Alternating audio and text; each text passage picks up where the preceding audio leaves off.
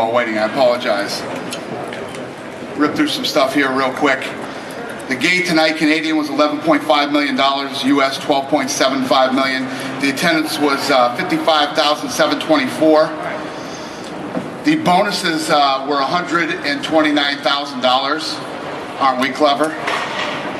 Fight of the night was Aldo and Hominick. Knockout of the night was Machida. And sub of the night was Pablo Garza. Randy Couture is in the hospital. George St. Pierre is in the hospital.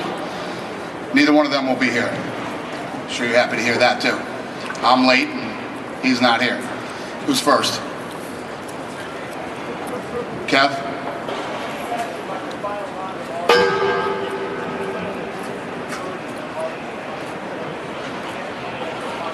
That thing just scared the shit out of me. I can't hear a word you said. Say that again? I wanted to ask you about the final round on Hominick. If you can kind of comment on Hominick after all the adversity he faced throughout the fight, coming back and doing what he did in the final round. Yeah, no, he was incredible. First of all, this takes nothing away from how awesome Jose Aldo is, and he'll be down here in a minute. You know, this guy is one of the pound-for-pound best in the world. I said it before the fight that I thought this was going to be the fight of the night. I think this kid has a ton of experience, a ton of heart, and that he was going to come out and try to win that title tonight. And he put on a gutsy performance, man. You know, he's a tiny guy with a huge heart. It was an awesome performance, you know, and many of us, you know, many of you guys too have been around the fight business for a long time. That kid didn't want that fight stopped. I think the doctor did a great job tonight in checking the eye and making sure his peripheral vision was good, and then Hominick came out and went after it in that last round. It was awesome. Loved it. For Jake, please. Jake, obviously came up a little bit short tonight, but can you talk to us about how you felt in there, how you felt the fight played out?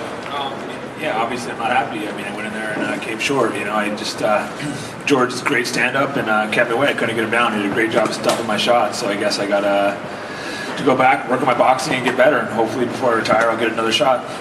Can you talk to us a little bit about the game plan going in? Because as you said, it didn't seem like you were working for the takedown maybe as much as we thought you would. And were there any adjustments made as time went on, or was it just plan A the entire time? You know, I wanted to take him down. I don't know. He stuck my first couple shots, and I don't know why I started boxing him. I should have started shooting. It just, you know, it's easy to look back now and be like, man, I really screwed that up. But you know, George is a great fighter, so he fought great. He was so evasive. I couldn't get it on him. He did a great game plan.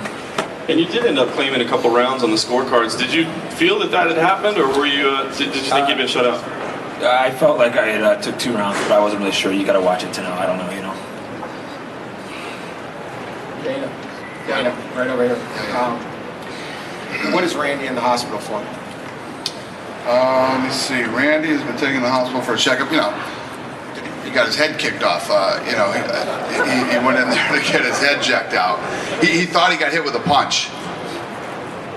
Did he get a tooth knocked out tonight? Yeah. Well, I went up into the octagon to talk to him. I said, "You all right? You all right?" You know, and he says, "Yeah." He says, "Yeah, he hit me in the tooth, and his tooth fell out while he was showing me." I said, "That's all right. We'll get you a new one, a better one than that, when we get back to Vegas." Did you catch the tooth? Or I tried to catch it, but he got it. Thank God. He caught it. Yeah. So there's no other reaction. Catch it. What was your thoughts and maybe your emotion when it was over and the fans were screaming for him, and it just seemed like the whole place was trying to tell him what it meant? How did you feel watching a guy that you have such respect get that moment? No, it was awesome because before you know, the pre-fight press conference that I did with you guys, I said, you know, I don't think we celebrate Randy Couture enough. You know, this guy, everybody went crazy when George Foreman knocked out Michael Moore at his age. He was on the cover of everything. This guy's 47 years old and he's still fighting with these 20-something-year-olds. He still trains with all these guys. He's an amazing human being. And, you know, to see him, you know, I think, you know what I was saying before the fight, you know, I think Randy should retire too. It's a perfect time to retire. He went out on a high. You know, he went 7 minutes with Machida. It's still a big deal when you're 47 years old. I was just signing autographs with the fans, and my back is killing me, man. And I'm 42. So to go in there and fight Machida at 47 and to be able to do the things this guy can do, he's an incredible human being. He's been a great ambassador for the sport. He's been incredible for the brand, and I love Randy Couture. Hey, Dana, Rudy Blair, 680 News, over on this side. Keep looking. Keep All on. right, There gotcha. we go. There you go. 3 quick questions. One, and I apologize for this one. Could you repeat the numbers again, please? I was still trying to hook up my machine. Glad you asked, because I screwed it up the first time and I wasn't going to correct it. Canadian, 11.5 million. US, 12.075, not 12.75. Fantastic. The other 2 questions. 2, how do you feel now that this whole event is over? How do you feel about this overall journey that you've had to go through to bring it here to Toronto? And the 3rd question, when do you think you're going to come back to TL? It's been incredible. It's been a long time in the works. A lot of planning went into this thing. You know, I told you guys that this was going to be different than any other event. I mean, just the screens and the rigging and all the things that we put together for this event made it the biggest event, literally the biggest event, not just money-wise, but the biggest event ever done here. So I'm pretty proud of what we did, and I love this place. The fans here are incredible. The media is great. It's been a great experience. We'll be back. Are you kidding me? Of course we're coming back. Be back next Saturday if we could. Hey, Dana, Jamie's Wheel, AM 640, Toronto, down here in the front. Cool. Just a question with regards to the main event. Some boos in the crowd. Were you at all disappointed at that result? It was a tough act to follow following the Dominic Aldo fight, but and a follow-up to that, do you think any criticism of George's inability to finish again, going to a decision, is warranted? It was a great card. I mean, all these guys. The first 2 fights of the night, I go, oh man, that could be the knockout of the night. And then the next fight of the night, I said, oh, that could be the submission night, which it ended up being submission night. And the card was great all the way through. Listen, one of the things that if you watched Prime Time and you educated yourself during this fight, this guy's no joke. This guy's been unbeaten for a very long time. 6 years, 15 straight fights. He comes out of a very serious camp. All the guys in that camp are champions. And George St. Pierre knew what he was up against tonight and got ready for it and trained hard. And, do I wish that there was fireworks and these two were standing in the middle of the cage, blasting each other, and somebody he got his back and somebody got choked. All that stuff's great, but that isn't, it doesn't always play out that way. And I know George is going to be the one that catches all the stuff that he didn't finish another fight. But George is fighting the absolute best guys in the world. A lot of electricity during the Rory McDonald-Diaz fight. I was curious to get your take on who you might have in mind for Rory's next opponent. I don't know, but yeah, the kid looked great, and going out there and beating a kid like Nate Diaz it's tough to do, and he looked great.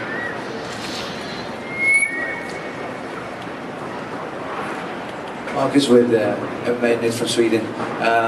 First question is for Jake Shield. When you came out and you were boxing with GSP, looking at his face, obviously looked like you were doing some damage. Did you feel that you were able to stand him back? Your hands had improved a lot, but did you feel like you were getting the better of him? At some points, some points he was getting better than me, some points I was getting the better of him. I think later on I started feeling like I was getting better, but obviously I have a ways to go. I'm really going to go back and really start focusing on my boxing, because usually I can get people down, and George is able to stop my takedown defense. So obviously I've worked on it some, but I'm really going to focus on it now, and hopefully my next fight will look completely different. And for Jose Aldo, in the last round you were on your back. Did you feel confident that you had won the fight, or were you somewhat exhausted towards the end of the 5th round? Na última luta, você estava deitado, e você estava cansado, ou você já estava sabendo que você ia ganhar a luta? Sabia que tinha ganhado já 4 rounds e bem, né? Então, tava ali mais esperando, eu tentei encaixar uma guilhotina no final, não encaixei, então, já que eu tava ali, não tinha perigo nenhum, tava me sentindo muito bem confortável ali na posição. Yeah, I was very comfortable in the position. I knew that I won the first 4 rounds. I tried to secure a guillotine. I was unable to do that, so I was just holding on and to finish the fight. Last question for Machida. That's the second front kick to the face from Black House. How much credit goes out to Steven Seagal for that?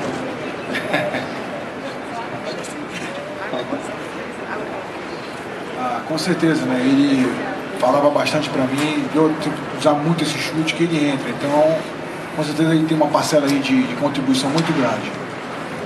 Yeah, definitely. I mean, he always reinforced that to me that, try that kick will land, and when it lands, it'll work. So, I definitely give credit for him to helping me, perfect that kick. Dana, over here. The crippled guy, over here. Yeah. Two questions. First thing, we talked a lot leading up to the fight about the 55,000 people, the fact that it was going to be the biggest ever. But what was your reaction once all the people were in their seats behind you and you got to hear the full magnitude of what this event itself brought to the city of Toronto economically and everything this week? Yeah, when the fights, for every fight that we do everywhere around the world, I sit in my room and watch the prelims on TV, and then I come out right before the pay-per-views, and everybody that was coming back kept telling me, wait till you go out there, wait till you go out there, it's incredible. And we've had a lot of milestones throughout the last 10 years, and this is a big one. I was very excited for this fight. I was very happy and impressed with the way that everything went tonight. I felt like we delivered. We pulled off our first stadium show, and I feel very confident we could do it again. As far as how this impacted the city economically, what's different about a UFC event than any other event, whether you got a Britney Spears concert or the local hockey team or whatever it is, people flew in from all over the world for this event. The ticket sales from this event, people from every continent, from everywhere in the world except Antarctica, which pisses me off. Apparently we have no fans in Antarctica, but and every state from the United States bought tickets from this for this event. So it was a truly global event. It was big, and I'm sure your city kicked some serious ass financially.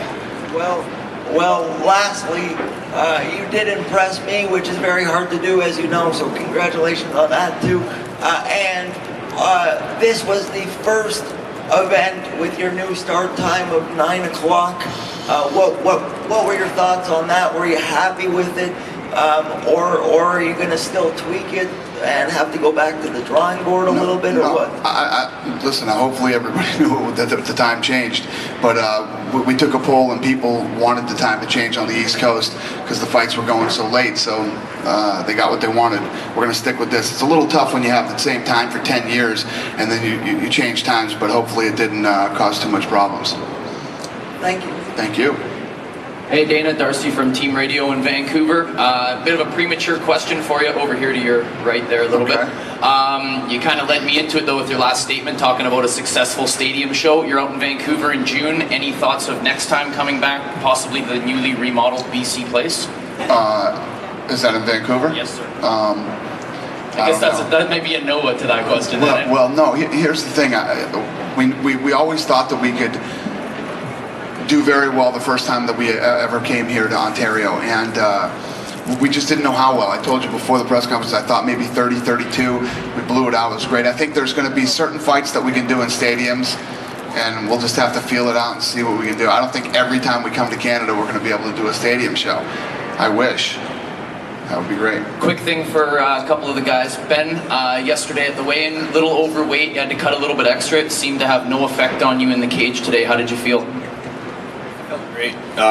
Just had to lose extra little half pound. Took me like 15 minutes to get it off. It sucks just because it took me 15 minutes to get rehydrated, but it was no problem and no effect on my fight at all. And finally, quickly for Jose, obviously from what I've seen, probably the toughest fight of your career. Does it make you kind of rethink your position as the champion, knowing you're going to have some tougher challenges now that you're fighting inside the octagon? Pareceu que essa foi a luta mais difícil da tua carreira. Isso muda o teu pensamento de onde você fica nessa categoria? Não. Acho que todas as lutas para mim, desde o início, sempre foram as mais difíceis. Eu nunca destaco nenhuma luta. Eu acho que o treinamento é igual e sempre vai ser para todas as lutas. Eu acho que essa foi mais uma luta para provar que assim como eu consigo fazer um round nocautear rápido, também consigo fazer 5 rounds bem. No, I don't feel that at all because every one of my fights are difficult. I respect all my opponents and I prepare for all of my fights the same way. So I think this fight tonight just showed that I'm not only a guy that can knock people out quick, but I have the heart to go all 5 rounds and still hold on. Right here. You've been waiting. José Aldo, eu só queria que você falasse um pouco sobre, enfim, você acabou de responder a pergunta que eu ia fazer, mas sobre o fato de você estar aqui com toda a torcida muito a favor do Mark, e ele sendo um adversário difícil para você, ele mostrou, enfim, muita garra até o fim da luta, mas eu queria que você falasse sobre a dificuldade de lutar com um cara que está em casa e que batalhou até o fim. The question was, is that, to be fighting against such a tough guy in his hometown, and what was it feeling like going through such a war in enemy territory? O Mark é um grande lutador, né? Eu sabia que ia ser uma batalha grande. Eu acho que tanto eu como ele tinham poder de nocaute na mão. E onde que um errasse podia acabar a luta. Mas o Mark segurou, dei uns 3 knockdowns dele na luta e ele resistiu bem. Então, tranquilo, estava preparado para isso. Se eu não conseguisse uma finalização ou um nocaute rápido, fazer os 5 rounds bem. The way I felt is that I never underestimated Mark Hominick. I knew that he was a tough guy, and I knew that he had heavy hands, and that if one of us made the wrong move, either one of us could have been knocked out. But I tried to mix it up, take him to the ground. If I couldn't submit him or I couldn't knock him out, I knew that I was able to go all 5 rounds very strong. Acho que se for 55 mil, 60, 70, essa é a minha vida. Eu amo estar ali dentro, eu gosto de estar ali dentro. Então, se tiver um público maior ainda, eu quero estar no evento presente. He said, it doesn't really matter if there's 30, 40, 50, 80,000 people. This is what I love to do, and this is what I live for. So I hope that if they have a bigger event someday, I'll be fighting on it too. Question for Jake over here on the left. Jake, did you know that GSP's eye was bothering him that much? I saw it swell up a little bit, but I didn't know he couldn't see out of it. In your opinion, what exactly happened? I punched him in the eye. Sounds pretty accurate. Thank you. Question for Jose. Going into the fight, Mark said that he will hit you harder than you have ever been hit before. Was that true? Entrando na luta, o Mark Hominick falou que ele ia te bater, te dar soco como você nunca recebeu um soco. Isso é verdade? Isso aí eu acho que faz parte, né? Como eu converso com o Anderson, até papagaio fala, mas quando tá ali dentro... Ui! Quando tá ali dentro a gente vê quem é quem, né? Eu acho que qualquer atleta quando entra ali dentro, entra bem preparado, esperando sempre algo do adversário. Yeah, that's just part of the fight game. I talk to Anderson a lot, and like he said, even a parrot can talk. So, every time you go in there, you got to be prepared, and I showed what I could do. And there's been a little talk that the next guy to face you could be Chad Mendes. Is that who you think is next for you? And if so, what do you think of fighting him? Eu já ouvi uma fofoca que o próximo adversário vai ser o Chad Mendes. Se isso é verdade, o que tu acha dessa luta? Ainda não sei, né? Eu acho que eu sou um funcionário, quem o patrão colocar, eu tenho que passar por cima. Então, não sei ainda quem vai ser. Agora eu quero descansar por uma semaninha aí e depois voltar ao treinamento. E se for o Chad, ótima luta. Eu acho que é um grande lutador, vem crescendo muito no evento. Então é isso. Yeah, to me, I'm not sure if that's the fight or not, but right now I just want to take a week off and think about it a little bit and just rest my body. But, I'm here. I'm an employee. Whoever the boss standing next to me wants me to fight, that's who I've got to go and take out. So I'm prepared to fight whoever they put in front of me anytime. Okay, just one more for Lyoto. This was your most dominant win since you beat Rashad almost 2 years ago. Do you feel as though you got a bit of a monkey off your back here and now you can get into a groove again?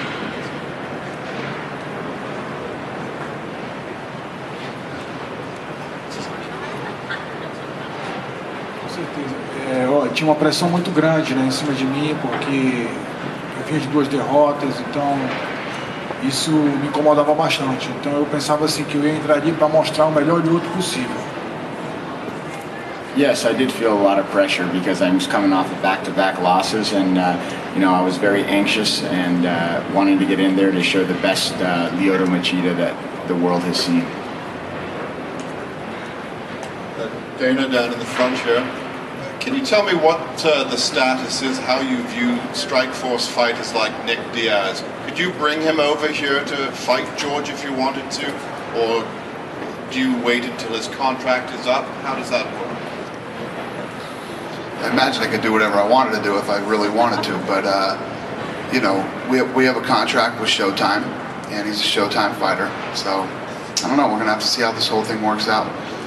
But that's an interesting fight. Jake said he'd like to see it. And if I could just ask Yoto a question. That front kick, does he come into a fight with that in his arsenal? Or did he just see that the moment was right, or did he do it by instinct? What was the thinking behind it?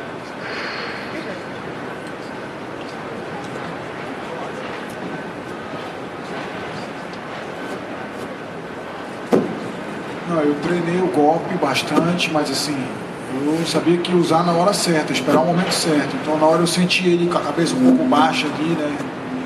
E aí eu disse eu vou tentar o chute agora.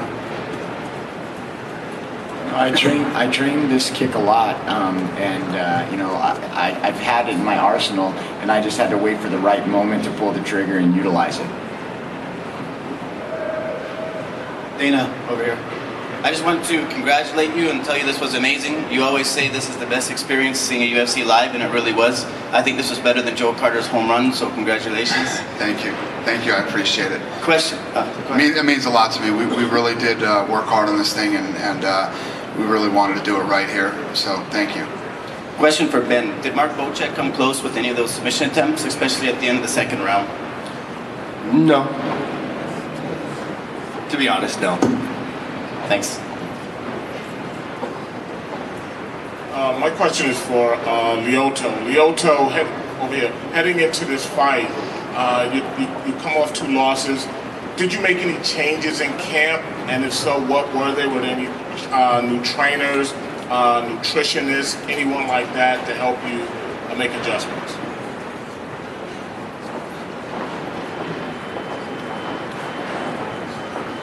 Não, assim, o treino foi basicamente o mesmo, né, o treinamento. Mas a gente contratou mais profissionais, porque a gente queria mais rendimento e contratamos mais profissionais de outras áreas também, né? Fisiologista, nutricionista, vários profissionais.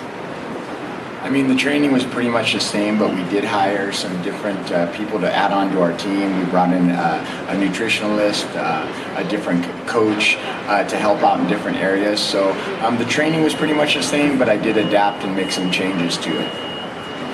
Can you say, like, what areas did he work on in particular? Assim, eu na preparação física eu dei muita intensidade, né, e também no karatê, assim, procurei treinar muito o meu karatê, né. I trained a lot. What the main changes were to my strength and conditioning. I made a lot of changes there, and also to my karate. I went back and trained a lot of karate that brought me to where I am today. Boa noite, José Aldo Lyoto. Nós estamos ao vivo aqui no Sensei Sport TV. José Aldo, deu pra ver que antes da luta você ainda estava naquela situação de não ser muito conhecido do público do UFC. Seria uma luta para apresentar você ao público do UFC. Foi o que você esperava? Muita gente falava que seria talvez nocaute, acabou não sendo, foi mais dura do que você esperava? The question is that you know, you've never really fought in the UFC, and a lot of people were saying that this was like your introduction to the world of MMA because you weren't as known as some of the other fighters on the card, and then, you know, people were expecting a knockout or a finish, and you went 5 rounds. Was this fight much tougher than you expected? Como eu te falei, o Mark é um grande lutador, então eu esperava uma guerra mesmo. Eu sabia que eu tinha condições de nocautear ele. Eu acho que eu acertei bons golpes nele, onde ele sentiu, mas não consegui definir a luta ali e vim preparado para fazer os 5 rounds. Like I said before, Mark Hominick is a super tough fighter, and I expected that. As you saw, I landed some good punches. I knocked him down quite a few times in the fight, but I just wasn't able to finish. E outro, não tem como não fazer uma relação do nocaute que você fez no Randy Couture com o chute do Anderson no Vitor Belfort. Você vê essa relação também? Tem dentro do Steven Seagal aí? You know, there was a lot of similarities to the kick that you did against Randy Couture to the kick that Anderson did to Vitor Belfort. Is there any influence from Steven Seagal on that? Olha, assim, a técnica a gente já conhecia, né? Já treinava essa técnica antes, mas muitas vezes não colocava em prática ou estava adormecido. Então, com certeza, o Steve Seagal, ele frisou bastante isso. Ele usa essa técnica, chute frontal, ele entra. E aí foi o que aconteceu. The technique itself, I've known for, we've both known for a long time. But I definitely think that Steven Seagal being involved and influencing us and helping us perfect the kick definitely made a difference. Dana, José Aldo and Lyoto can be in the card of the UFC in Brazil? I'm pretty sure. I don't know yet. I don't know. It's a curveball for me right now. I think we're looking at Jose possibly fighting in Philly. A couple questions for you down here to your left. George went to the hospital, but how much of a chance did you get to talk to him? He mentioned he was a little disappointed after the fight. What kind of sense did you get from him? Yeah, I didn't talk to him at all. I was out there for a long time. That's why it took me so long to get it over here. And by the time I got backstage, he was already at the hospital. What's nice for him? I mean, obviously there's that fantasy fight out there. Are we closer to that, or at least him moving up in weight? Do you feel that he's kind of exhausted his challenges in 170? I don't know. I don't think there's there's not really such thing as exhausting a challenge. There's always going to be new guys coming up and new challenges if he stayed at 170. And again, like somebody said earlier, there's Nick Diaz too. I got to talk to him, see what he wants to do. I literally didn't say 2 words to him. I said good fight. That's it. He's a guy who obviously cares about his legacy, and you come from a background of boxing. And in boxing, of course, guys are always moving up in weight to prove, that's a tougher challenge. So are you kind of on board with that? Is that what you would like to see him? I mean, it's obviously his call, but... What I do is I don't like when guys want to fight in 2 different weight divisions at the same time and do all this stuff. I believe in guys, what I consider cleaning out a division. You've defended your title so many times, and then you want to move up. Yeah, he would be a guy that would be in that position right now. Then real quickly, the score of the fight, did you agree that Jake won a couple rounds, or were you surprised that it was that close? Jesus Christ. Me and Chuck Liddell were talking about it, and it was a tough one to score. Chuck gave Jake the third or the fourth, the one where George St. Pierre kicked him to the head, and then he did the single leg. Chuck gave him that round, and I was like, I don't know, they might not have given it to him because of the knockdown. It was tough to score. I don't know, I didn't really score that. I mean, at the end, I had thought George St. Pierre won the fight. I didn't have any rounds or anything like that. Hadn't really scored it. Dana, to your right, Dana? Yep. Did Mark Hominick need any extra medical attention once he was done? Did he go to the hospital? Well, I'm sure he did. I don't know if that's on here, but I would have to imagine so. If we sent him home looking like that, we should never be able to put on a fight again.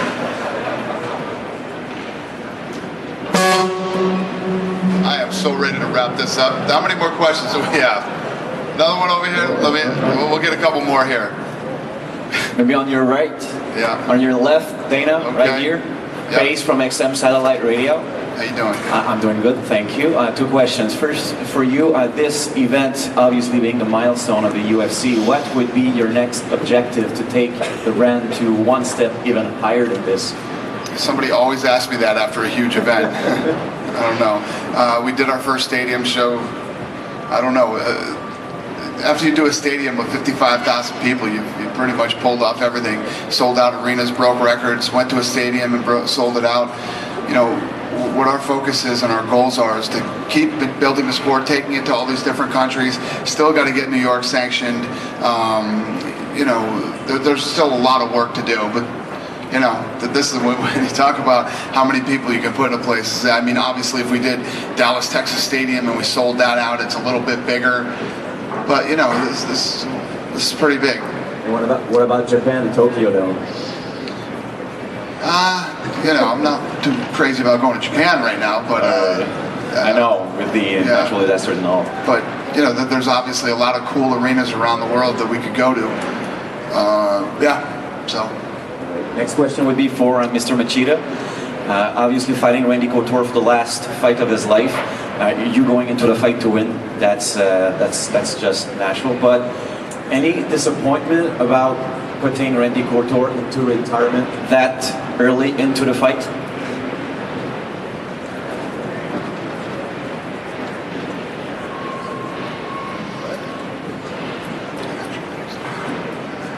assim, lógico que eu queria a vitória de qualquer jeito, então, mas assim, fiquei feliz por um lado de ter conseguido o meu objetivo maior, mas assim, fiquei sentindo porque a gente sabe que